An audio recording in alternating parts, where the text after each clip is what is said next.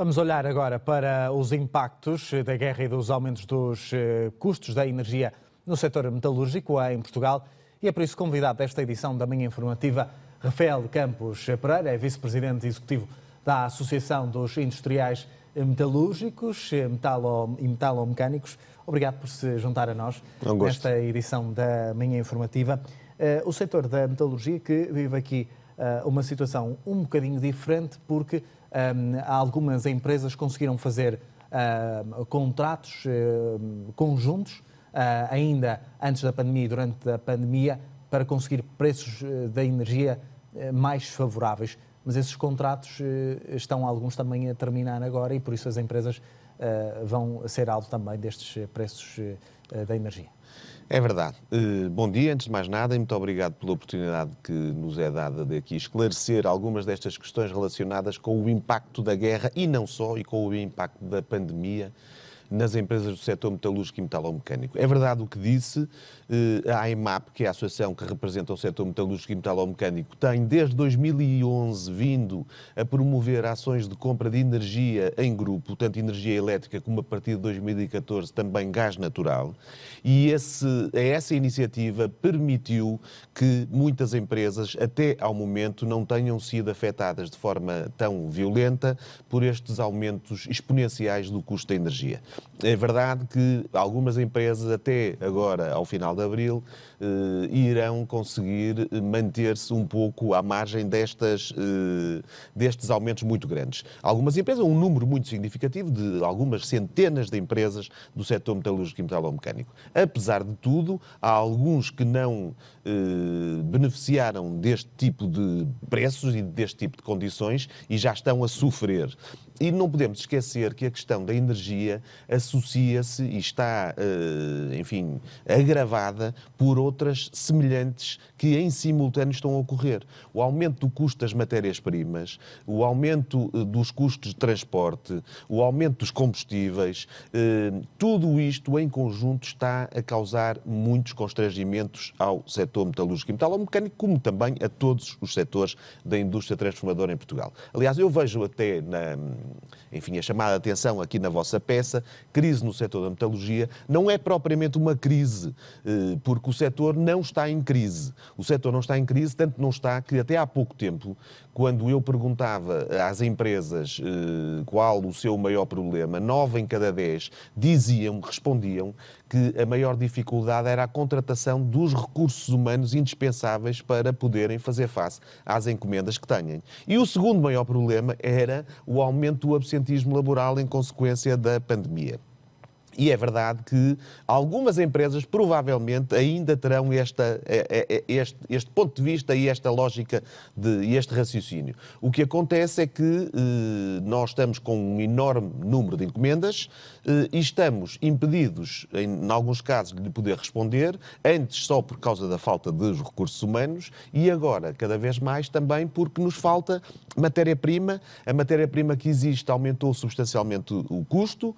E, independentemente disso, em alguns casos nós vemos que não existe no mercado. Há fornecedores de matérias-primas, distribuidores e o único fabricante em Portugal, a Megasa, que estão fechados, que, portanto, não nos podem abastecer.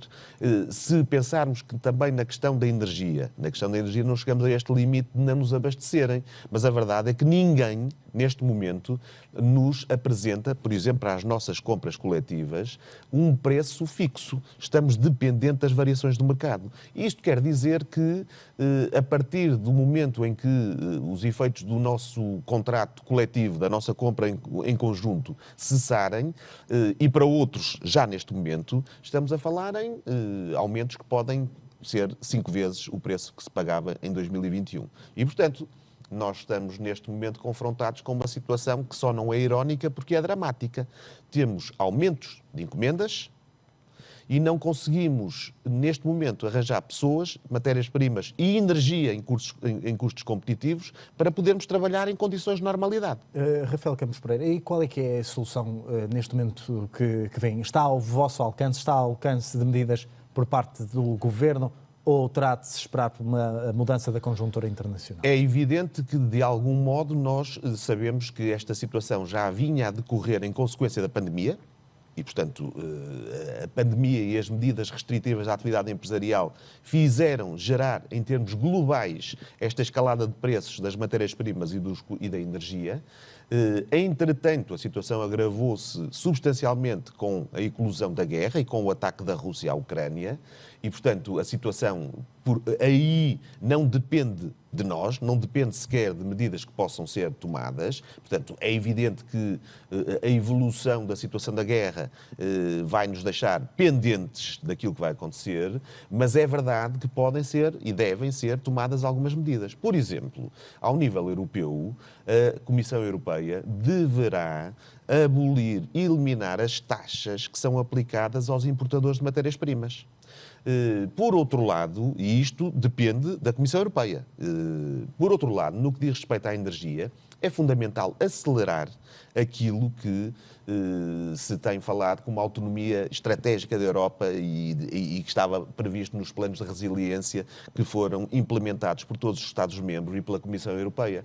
É preciso acelerar a nossa autonomia estratégica em termos de energia. E nós temos que pensar em termos europeus, na compra coletiva de energia, em termos europeus e em cada Estado-membro, para encontrar, de facto, algumas soluções nesse âmbito. Haverá outras medidas, como, por exemplo, tentar identificar e sancionar aqueles que são especuladores no mercado. Isso também acontece, particularmente no domínio da energia, mas, por outro lado, também há algumas medidas que podem e devem ser implementadas em Portugal. Como assim? A exemplo do que fizeram outros países, a questão do IVA nos preços de energia. Mas, mais ainda, é preciso proteger a estabilidade e os recursos humanos das empresas. E é preciso proteger o emprego nas empresas. Isto não tem a ver apenas com o setor metalúrgico e metalomecânico, tem a ver com todos os setores. Se neste momento nós, apesar de termos muitas encomendas, não podemos, algumas das nossas empresas, trabalhar por falta de matérias-primas ou por falta de energia a um preço competitivo, é preciso. O layoff simplificado é uma medida que é fundamental. O Governo tem estado resistente a implementar esta medida. Aliás, eu recordo que quando foi o início da pandemia, o Governo também resistiu, começou por resistir numa espécie de estado de negação inicial, com medidas que eram quase simbólicas e que depois centuplicaram, não é? A dimensão e o impacto das medidas. Aliás, neste momento, aqui até houve um bocadinho um dos membros do Governo a admitir um possível regresso ao layoff e depois o Primeiro-Ministro veio dizer que a mensagem foi divergente até dentro do próprio Governo. Pois, aí não vou pronunciar relativamente às eventuais divergências dentro do Governo. Agora, aquilo que eu digo é que os argumentos contra o regresso do layoff simplificado não colhem a questão de dizer que não queremos estimular que as empresas parem e queremos estimular que as empresas trabalhem, é um bocado desfasada da realidade. Porque as empresas não conseguem... É que as empresas não precisam de estímulos para trabalhar. As empresas querem trabalhar. E, portanto, não precisam de estímulos. Agora, o que as empresas precisam neste momento é de apoios no cumprimento do dever. Enfim, as empresas todos os meses contribuem com milhares de milhões de euros para a Segurança Social, exatamente da mesma forma que os trabalhadores, quando contribuem, querem ver a contrapartida e muito legitimamente, as empresas, as entidades empregadoras também têm essa expectativa. Além de que os apoios que vieram da União Europeia têm a ver exatamente com isso mesmo durante estes anos. E, portanto, nós entendemos que faz todo o sentido que esta medida seja pensada para prevenir o emprego. Nós não precisamos de estímulos para trabalhar, como disse. O que precisamos é de apoios num momento em que estamos impedidos de trabalhar. Por outro lado, quanto a uma eventual má imagem e reputação da expressão do layoff simplificado, sinceramente, essa questão não faz sentido nenhum. O layoff simplificado foi visto como uma solução tanto por parte de trabalhadores como por parte de empregadores. Durante a pandemia. Queria ainda fazer-lhe outra pergunta. Tocou na falta de mão de obra. Eu perguntava-lhe também se os valores, os salários que são praticados no setor, se tem alguma influência nessa falta de mão de obra e o impacto do aumento do salário mínimo. Não sei se neste setor a maioria das pessoas presumo que não receba o salário mínimo, não, mas que impactos é que teve esse aumento do salário mínimo, se é que os teve, e se há alguma falta de mão de obra precisamente por causa dos salários. Não, o problema da mão de obra em Portugal é uma questão, tem mais a ver com a questão demográfica, não é? E, portanto, isso, temos essa noção. E sabemos que temos que concorrer com todos os setores para conseguir reter e captar os recursos humanos de que necessitamos. O salário mínimo tem aumentado de forma substancial nos últimos anos, mas apanha apenas marginalmente os trabalhadores do nosso setor.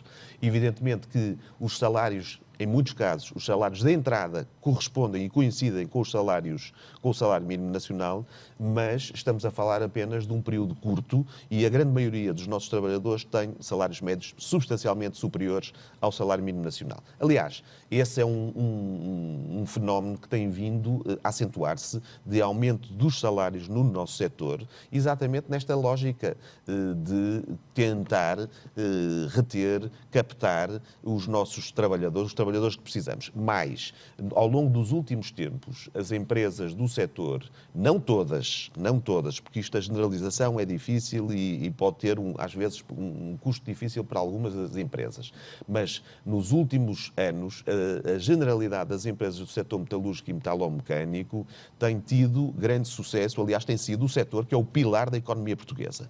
E, portanto, é o setor que representa 1/3 das exportações da indústria transformadora portuguesa. E, portanto, nós tivemos algum sucesso e as empresas estão também a partilhar o resultado desse sucesso com os trabalhadores. E eu posso lhe dar alguns exemplos de empresas de dimensão pequena e média que, antes da eclosão da guerra, antes da agressão da Rússia à Ucrânia, tinham feito aumentos substanciais na ordem da sua massa salarial global, em 2022, da ordem dos 10% e dos 15%. E conheço muitos casos desses e, portanto, digamos que existe uma trajetória ascendente dos salários que é inequívoca. Muito bem, são aumentos substanciais. Rafael Campos Pereira, obrigado por ter vindo à manhã informativa do Porto Canal. Obrigado eu. Muito obrigado.